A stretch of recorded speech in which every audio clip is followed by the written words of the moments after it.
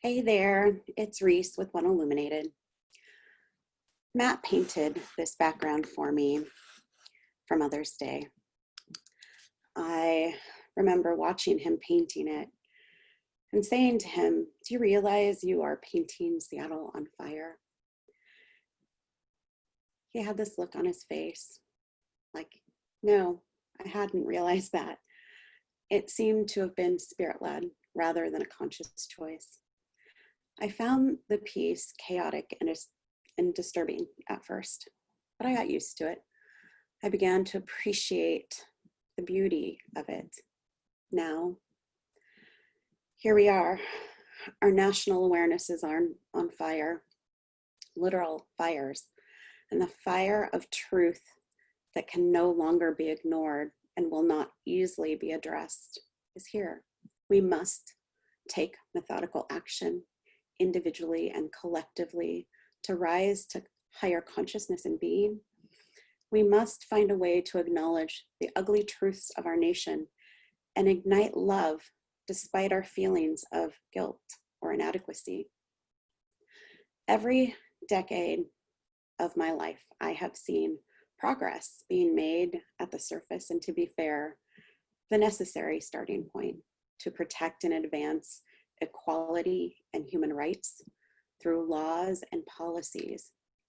But until the practices of our institutions are truly reformed or replaced, we will continue to suffer. My children, my half-Black children, have lived their entire lives with an undercurrent of necessary hyper-awareness for their safety, for their well-being, a constant anxiety. As a nation, we have perpetuated and fostered deep wounds through our complicity. We have allowed our Black sisters and brothers to be traumatized. We have a collective pattern of rising and then going back to sleep. Our awareness and attention drift, sometimes frankly intentionally diverted. Or we become exhausted. Thankfully, there are those who keep the good fight going. We are not all here to be fierce activists, but we do each have a role to play in our collective healing. And each day that we rise, we must rise. We must rise to the challenge before us, take the required actions to prevent future generations from suffering systemic abuses. I have been pondering, as I'm sure many of you have been, what can I do? How can I make an impact? How can I be a contributor who helps pivot this nation towards safety? And dare I dream it, unity consciousness. How can I, as a mother, breathe easy when my children walk out the door? As humans, sometimes we get overwhelmed with the task at hand. Just remember, as an individual, you do not need to do all of the things. You have to do the thing that is yours to do. That said, for us to bring the water that quells the fire and to rise out of the ashes, we do need to sit in the discomfort of our collective reality and actually own that this is real and the time for action is now. This is no hoax, no deep state conspiracy. This is truth. The fire energy we are experiencing is necessary. All of the rage, all of the pent-up anxiety that has once again claimed its voice represents lifetimes of anguish, harassment, and a deep, perpetual grief.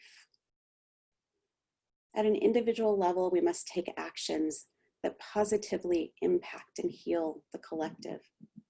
So how do we do that? Each of us has our own path. Find that. It is already a part of you. With love in our hearts and mindful awareness of how our choices impact the whole, we can contribute to a better future. With an awareness of who we are and where our choices and beliefs are not actually aligned with our values, and then by taking action to close those gaps, we can contribute to a better future. If you do not know what you should know about privilege or the systemic abuse endured by Black people, or want to do something actionable but don't know where to start, invite someone to the table who might. In fact, invite several people. Inclusion matters in our shift forward, but don't take it personally if your Black friend or colleague declines.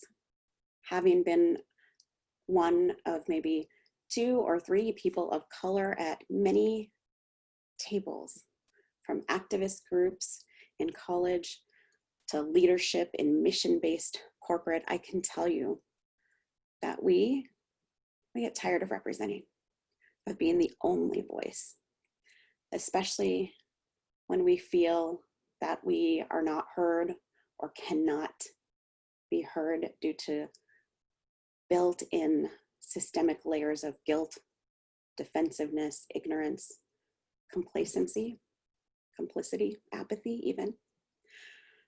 From my personal experience, there is often a weariness.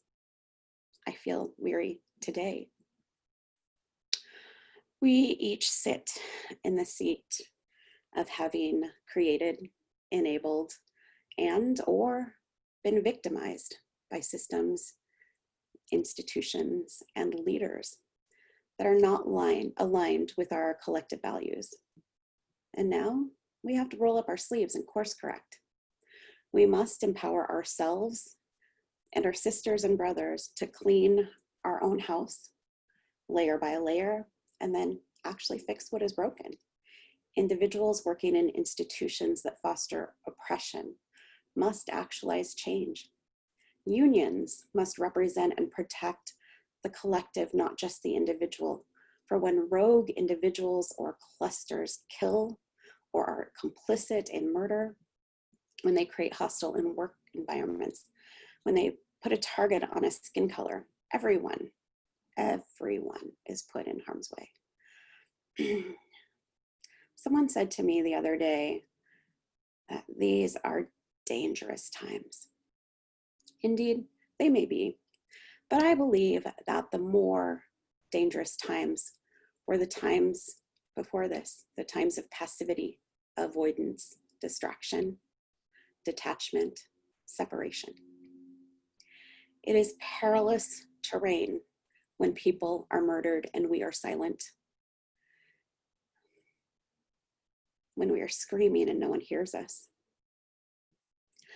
I am at once exhausted and relieved. And frankly, I'm looking at the ring of fire in front of us with an expectation that we will emerge beautiful, having advanced our collective in a way that has honor. In my lifetime, I have not felt such confidence in our collective. And this, despite experiencing, for the first time in my life, a president who exudes no warmth, no compassion, no love. Whether you support his policies and his actions or feel embarrassed by him, I just wonder if anyone in this country has ever felt the vibration from our sitting president of true love toward our people. That we as a people have gotten to a point where we would elect a president who does not love the people of our country. Well, that was a dangerous time. I hope we are past that. I hope we will look inside of ourselves and truly choose leaders now and in the future who embody the one shared value that no matter our differences, we all have, and that is the value of love. The Trinity said in their March message that we were in a timeline that requires deep reflection and strategic collaborative action. They encouraged us to get organized inside our individual minds and in our communities. They stated that this was a time to acknowledge with brutal honesty the dire needs of our timeline and to determine how we can shine our light to offer our greatest contribution. They reminded us that innovation, collaboration, love are so readily available to us.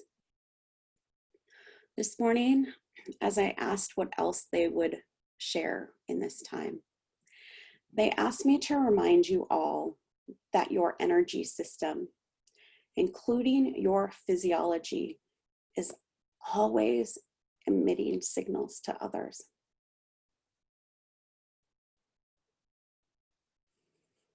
So, while your mental faculties may remind you that you don't actually need to hold your purse tighter because you see a person of color, your body and your energy system may have already communicated your fear. So work on this aspect of your own emissions, because it is not always your words, but your energy that does impact others.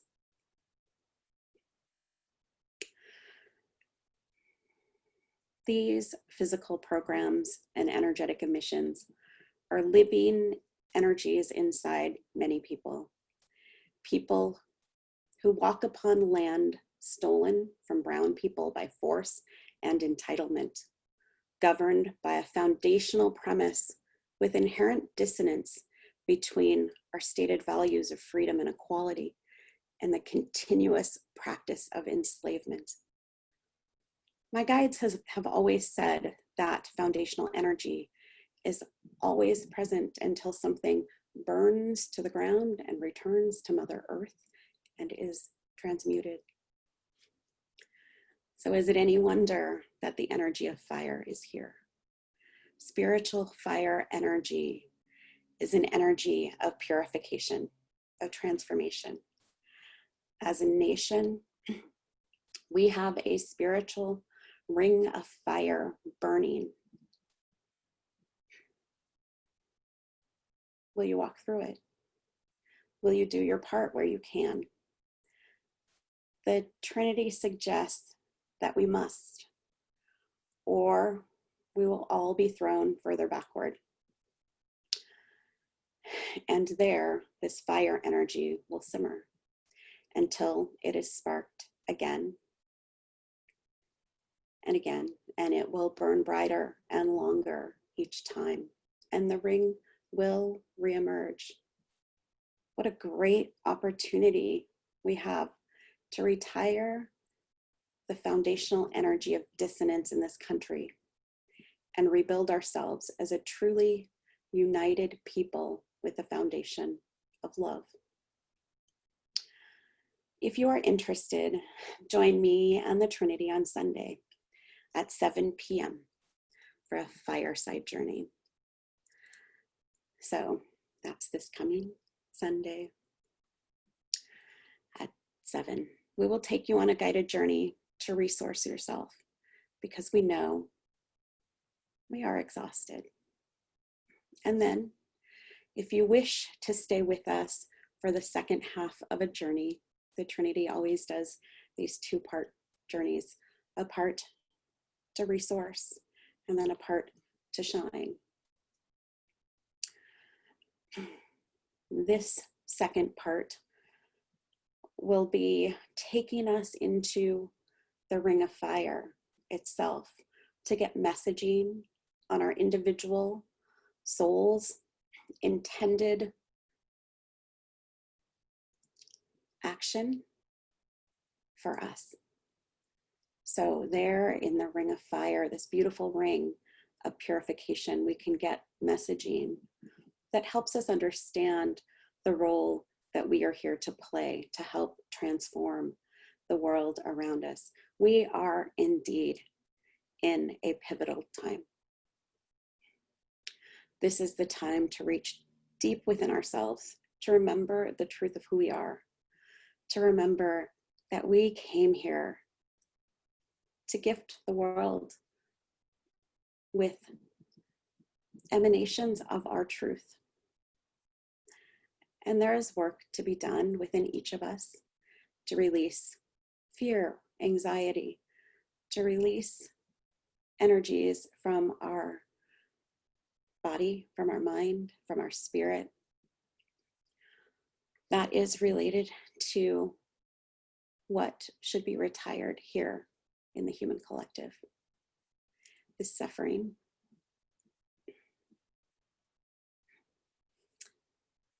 We are here to tap into our gifts, to spark the divine in others.